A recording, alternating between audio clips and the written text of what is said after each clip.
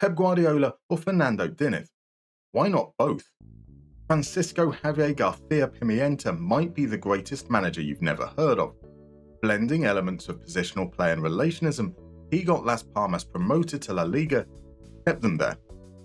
Today, we're going to talk a little about those philosophies, explore García Pimienta's tactical style, then recreate it in Football Manager 2024. What is positional play? Positional play is a philosophy around in-possession movement and space, often associated with Pep Guardiola and the total football lineage.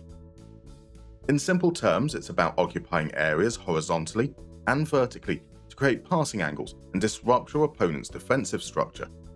Players are encouraged to move from their starting position to show for the ball, and then rotate into the spaces vacated.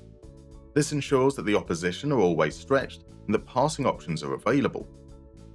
Whilst there are many ways to interpret how to divide the pitch, almost all approaches divide the pitch horizontally into 5 distinct corridors: the flanks, the half space, and the middle. In the attacking phase, we want to have players occupying each corridor, and behind that we want to have players who shift across to provide support or create overloads. You will often hear of 2 common build-up shapes, 2-3-5 or 3-2-5. The 2-3-5 spreads the central midfield rank wider, providing that lateral support closer to the opposition box. The additional midfielder allows them freedom to push forward more regularly, safe in the knowledge there are still 2 other midfielders. It can also be useful when you lose the ball. If the opposition bypasses your initial counter-press, you have a strong second line in position to swarm and win the ball back. It is not without risk, however. When recycling possession, the 2-man defensive line has to prioritise safety. A mistake here is likely to be devastating. There are also massive gaps on the flanks, ripe for exploitation by a well-organised counter-attacking side. Perhaps unsurprisingly, the 3-2-5 is the inverse of this. With an extra defender, there is more width to the rest defence, providing good protection on the flanks. It can also be very effective for baiting the press, drawing the opposition towards them and creating space that can then be exploited. Like with the 3-man midfield line mentioned earlier, that extra body allows defenders more freedom to push forward into space, knowing there is still protection behind them. This does place additional burden on the central midfielders, who are likely to sit narrower. This can be useful in creating a midfield box for central overloads, but also gives them a lot of space to cover laterally. As a result, the second line of pressing is weaker and can be easily overrun without discipline. That lateral weakness also means that the wide players can become isolated when in possession. Relationism, on the other hand, is all about proximity, enabling fast interchanges and overloads. It's pass and move football with South American flair. Players are again encouraged to show for the ball. Unlike positional play, multiple players coming short. The passer is then expected to move forward once he releases the ball. Passes are quick and short, and the constant forward momentum gives opposition defenders little time to react. There are structures that start to emerge. Players take up diagonal positioning, allowing multiple options when the pass comes in. You play a 1-2. You move it onto a third player. You feint and let the ball run to the player on the diagonal. This approach creates extreme overloads, sometimes referred to as tilting, where players directed almost entirely down a single flank. This allows you to overwhelm the opposition or suck the defence over, creating space for a switch in play. When you lose the ball, the counter-press is just as overwhelming. With potentially 5 or 6 players closing you down at once, you kind of have no option other than to just hoof it away. Of course, those aren't the only ways to play football, merely just the philosophies relevant to today's subject. So let's talk a little bit more about Francisco Javier García Pimienta. Catalan born and bred, García Pimienta spent 13 years as a player at Barcelona. Just one solitary appearance, coming a week after Johan Cruyff had been sacked, was all he had to show for it. His was not a story of playing success, and at age 29, he retired. 2 years after hanging up his boots, he became manager of Barcelona's under-15s. Over the next 12 years, he would work his way through Barcelona's youth setup, eventually named head coach of the B team in 2018, a position he held for 3 years. This is all to say that Barcelona is very much in his DNA. After being unexpectedly relieved of his duties, he was named as head coach of Las Palmas in January 2022. They reached the Segunda Division playoffs in his first half season, but fell at the semi-finals. The following year, García Pimienta's first full season, they secured automatic promotion to La Liga, a position they retained with a 16th place finish, 7 points above the relegation zone.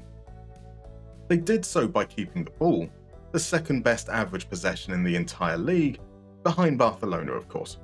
So let's take a look at how they set up. Predominantly a 4-3-3. Fullbacks push high and provide the width, wingers cut inside. Everyone rotates. As most teams do nowadays, they built up from the back. The single pivot would often be joined just ahead of the defenders by one of the central midfielders. The other would push high. If they couldn't get the ball to him, he would then split the defenders to receive it even deeper. Las Palmas would be comfortable flooding their own defensive third, confident they could play through the press and establish possession. Whilst Las Palmas weren't afraid of going vertical if needs be, this was less about baiting the press in order to launch swift attacks and more about keeping the ball away from the opposition. After all, if your opponents don't have the ball, they can't score. Once established, you'd start to see the rotations mentioned earlier, wingers cutting inside, fullbacks pushing high. Where things perhaps differ from the traditional Barcelona setup is with the pivot, often pushing into high positions when a central midfielder would drop deep. In fact, the pivot would often have a lot of freedom to roam, as would the central striker. Whilst the vast majority of their progression came in central areas, when play moved out to the flanks, they would often drift over to that side to create those extreme overloads synonymous with relationism.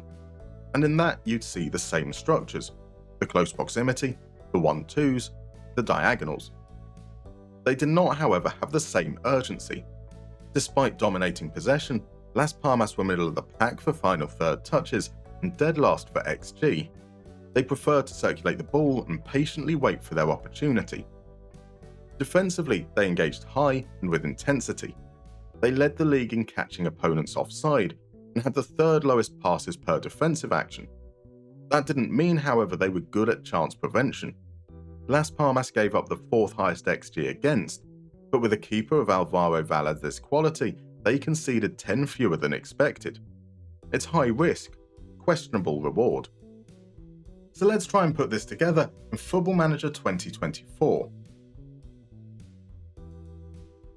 It is, as discussed, a 4-3-3. Most players directed centrally, so we play narrow and focus play through the middle. We play out of defence to build up from deep, and we want to be patient in working our opportunities, so we work ball into box. Shorter passing, lower tempo. In transition, we counter-press. We want to win the ball back before the opposition can settle. We also look to distribute to the playmaker who will be at the base of our midfield. We'll touch on player roles in a second. Out of possession, it is high engagement, high line, high intensity. We invite crosses to promote narrow defensive width. More on that in a second too. We will use a balanced mentality. We want to control the game without being too attacking. In terms of player roles, let's start with the keeper. Alvaro Valadez is a sweeper keeper on attack. It is difficult in-game to get a keeper who is as actively involved in build-up as Valadez, but this is the closest we can muster. The centre-backs are both ball-playing defenders.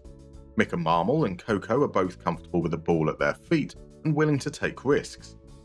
The full-backs, either Julian Araujo or Alex Suarez on the right, Sergio Cardona on the left, are both wing-backs on support, instructed to stay wider and cross less often. They will get forward and provide width, but the support duty keeps them from joining the front line too early.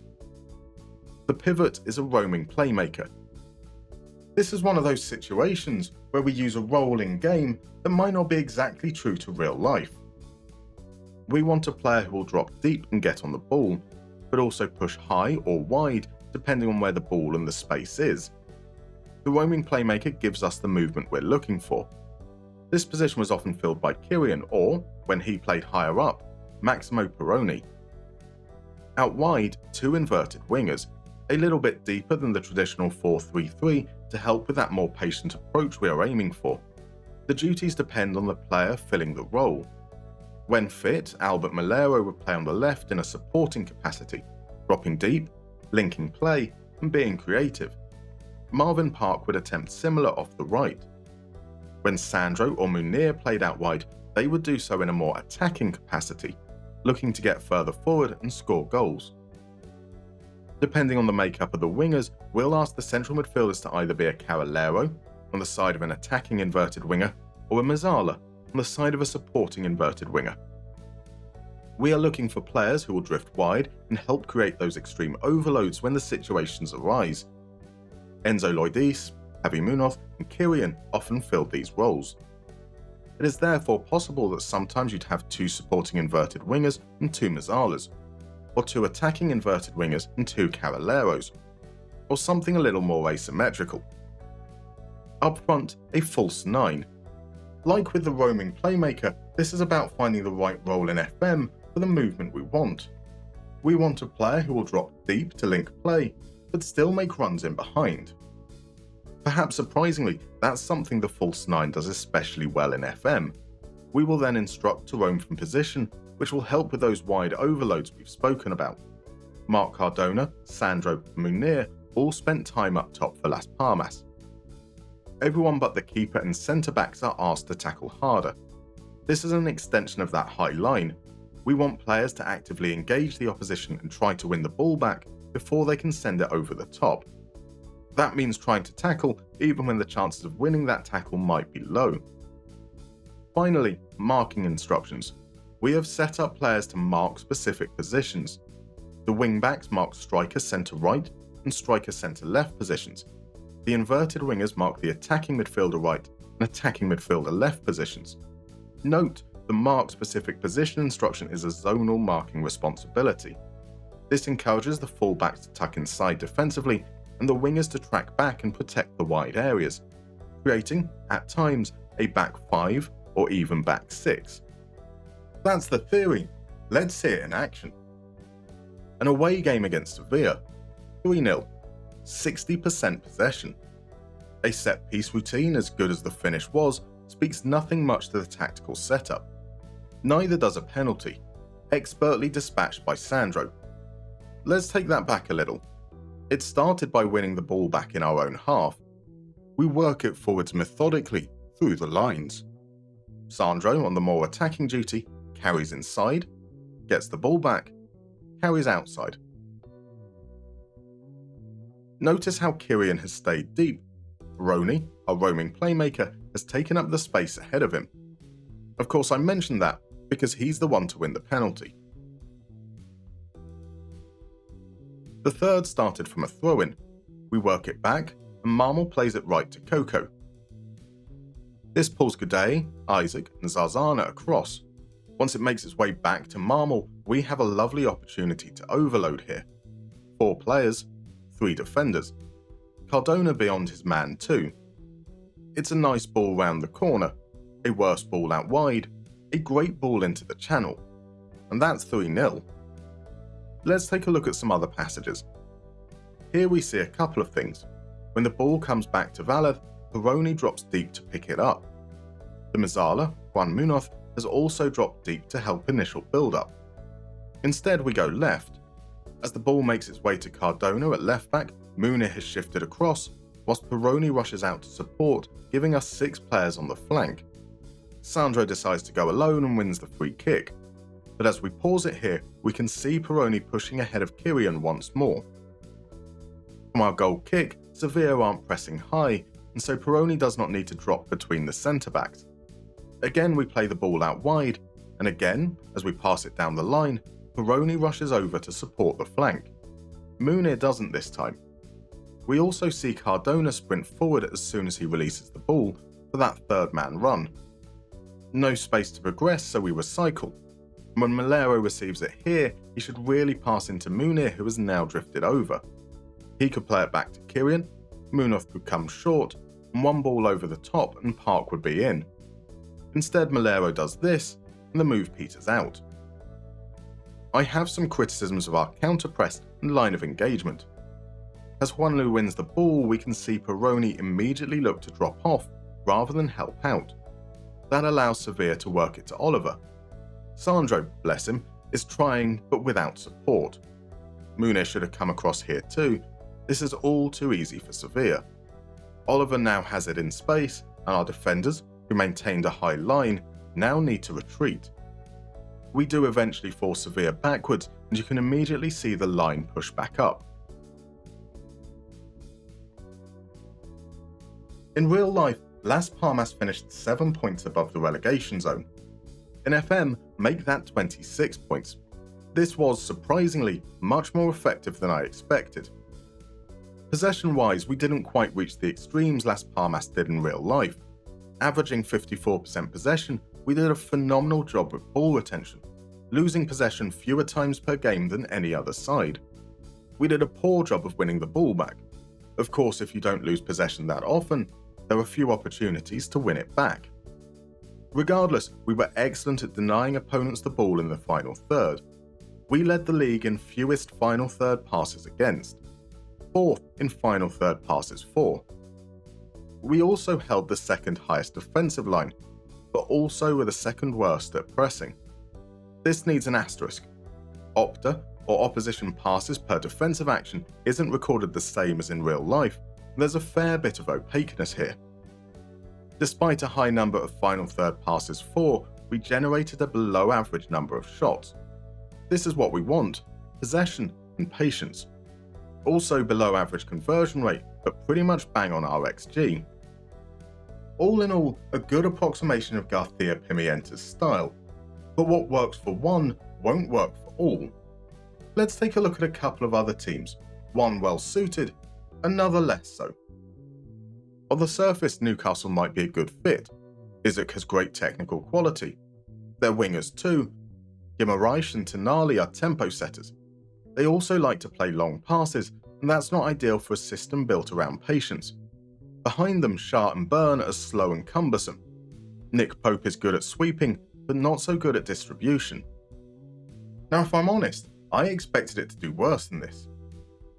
Sacked in January with the team in 11th, after a shock FA Cup third-round defeat to Stockport. Newcastle barely mustered above 50% possession, and the defence was leaky.